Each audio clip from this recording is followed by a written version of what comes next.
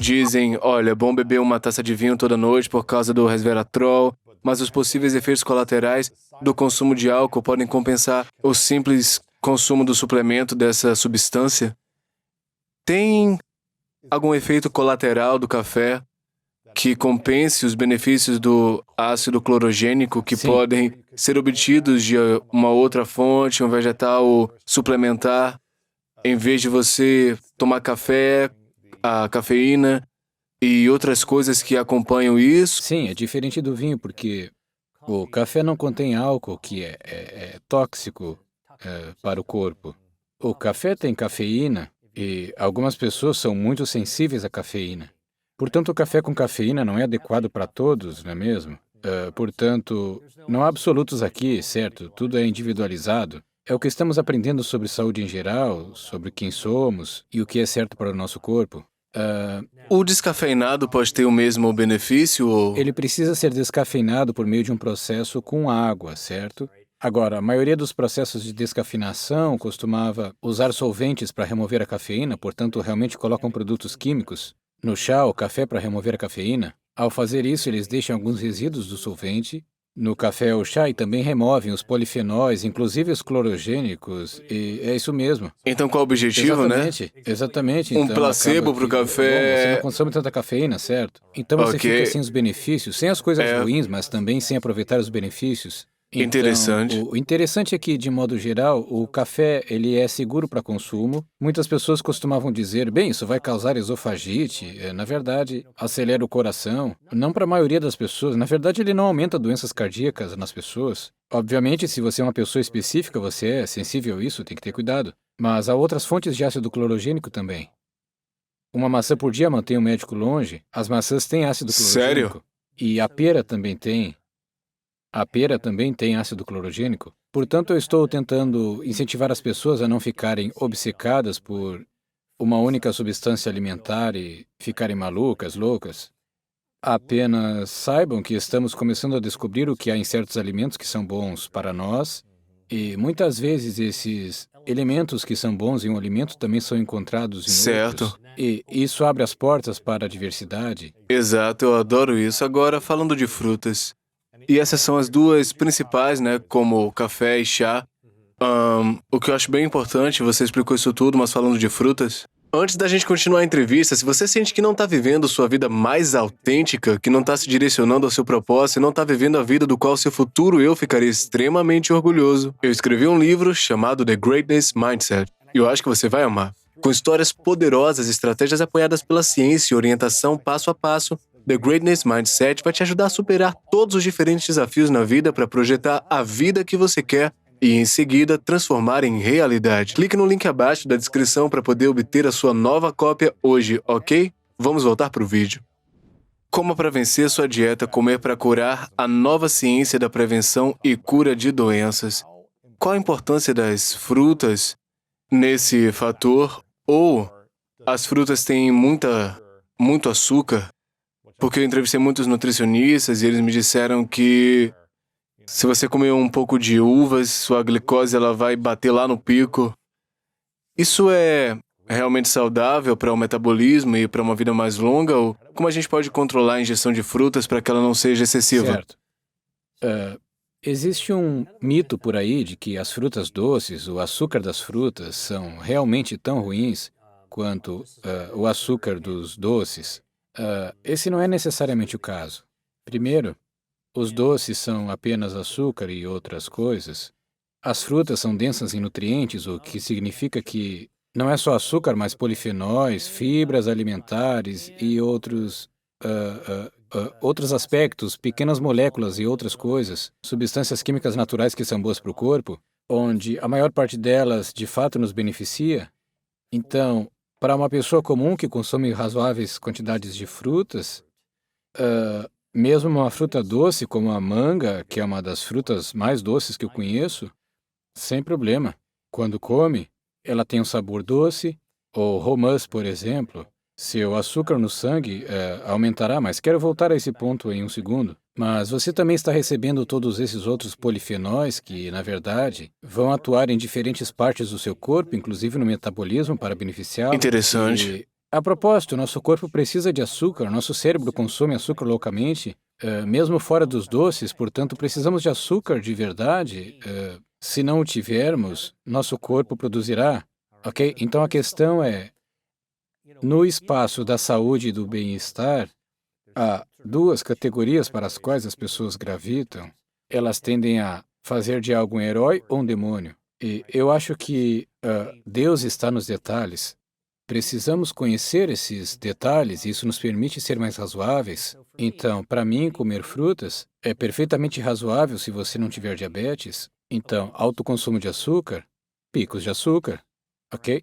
E se você é uma pessoa normal, não há problema, seu corpo é totalmente capaz, os picos de açúcar são uma espécie de assassinato do caráter dos alimentos. Isso realmente não importa, seu corpo deve ter um pico de açúcar e depois levar energia para as células. O que eu digo às pessoas é que um pico de açúcar é basicamente o que acontece no seu carro quando você abastece com gasolina. O tanque vai subir, certo? Mas depois você vai queimá-lo e seu corpo armazena, portanto eu não me preocuparia com as pessoas que estão monitorando momento a momento seus picos de açúcar.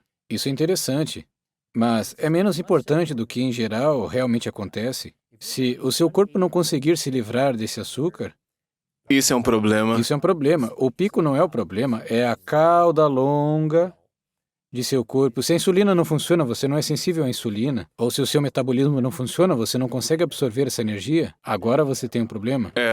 Como é que a gente pode maximizar nosso metabolismo para assimilar os picos de açúcar na vida?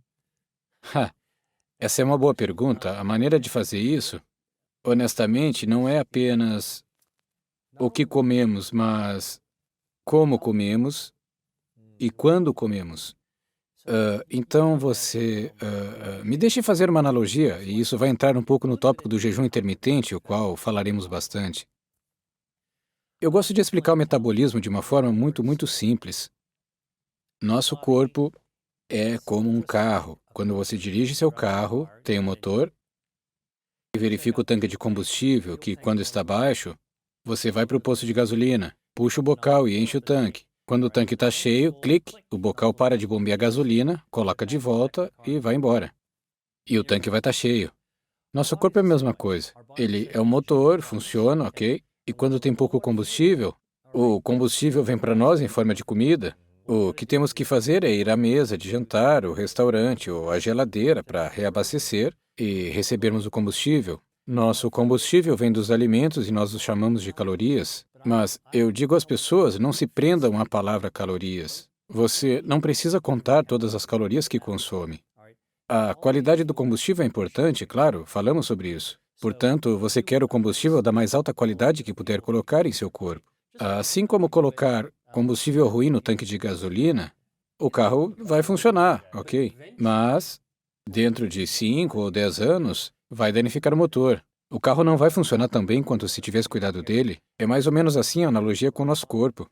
Muito bem, então como realmente se consegue maximizar o metabolismo? Essa é a nossa forma como nosso corpo pega o combustível, o alimento, a energia e transfere para dentro de nós mesmos e em seguida permite que pisquemos, falemos, corremos, levantemos pesos, o que quer que estejamos fazendo. É isso que nosso metabolismo realmente é. Quando coloca comida na boca, isso é combustível. Seu corpo sente o combustível e produz o hormônio, a insulina. Na verdade, a insulina pega esse combustível.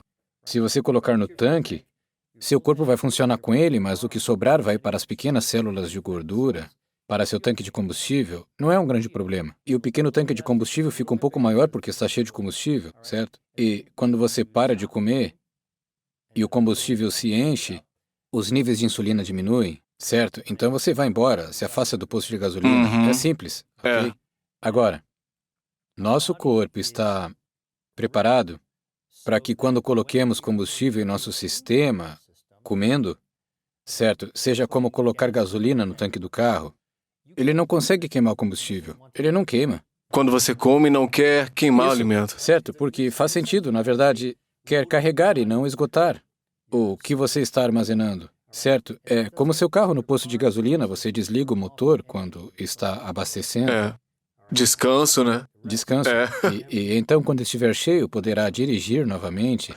Agora, Então a gente não deve nos mover enquanto a gente enche o tanque, né? não deveria. Não deveria. Você pode, mas não deveria. É uma substituição, certo? Pode substituir, mas não deveria. É como otimizar o processo. Como você tira proveito do que seu corpo está programado para fazer? Bem, pense nisso. Quando você está no posto de gasolina e enche o tanque de combustível, quando o tanque está cheio, há um clique. Não sai mais combustível. Imagine o que aconteceria se não houvesse esse clique. O tanque encheria, combustível sairia do tanque, transbordaria pela lateral do carro, rodas, se acumularia em volta dos seus pés e você estaria com líquido perigoso inflamável. Um caos, certo? Agora, quando comemos, não temos um clicker para nos impedir de colocar comida na boca, ok? Ok? Deveríamos. Deveríamos, mas não fazemos, certo? E o que acontece é que comemos demais. Comemos demais. E o que acaba acontecendo é que estamos colocando uma tonelada de combustível no nosso sistema. Agora, não há vazamento de comida, ela não se acumula em nossos pés. Nosso corpo rapidamente se reabastece. Assim, ele tem toda a energia de que precisa, ele repõe um pouco do excesso nas células de gordura existentes, as células de gordura crescem, crescem, crescem, crescem, crescem, certo? Opa, agora você as enche, eles são como balões de água espremidos o máximo que podem, o corpo ainda tem combustível para armazenar e o que ele faz? Produz mais células de gordura e agora eles a enchem, e depois produz mais e enche. Quando você come em excesso, tem combustível demais, porque você ganha peso e desenvolve muita gordura corporal. Agora, o que acontece é que essa gordura cresce cada vez mais, e mais com o tempo. Ela passa de um pouco para uma massa maior, ela precisa de sangue, certo? Ok, por isso ela se espalha para tentar obter mais vasos sanguíneos para alimentá-la.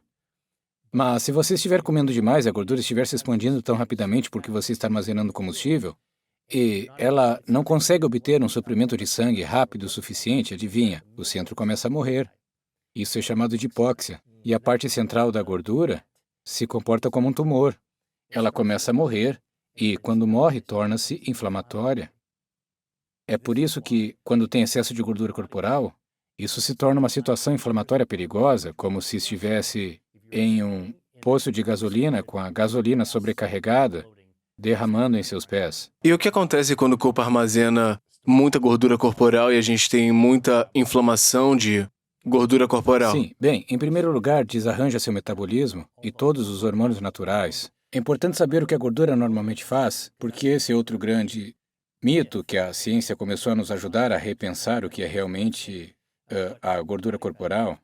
Mas nossa gordura corporal normalmente, ela nos protege, amortece, aquece, ela queima energia extra, mas também é um órgão em nosso corpo. As pessoas não A se dão gordura é um conta. órgão? Sim, é um órgão, como o pâncreas, fígado, os rins. A gordura agora é realmente um órgão endócrino, o que significa que secreta hormônios, certo? Ela secreta 13 hormônios que conhecemos, mas 3 mais importantes são a leptina, que é um controlador de apetite para o nosso cérebro. Quando a gordura produz leptina, ela diz, sabe de uma coisa, vá com calma. Ei, você não está com tanta fome assim, então ela diminui esse controle.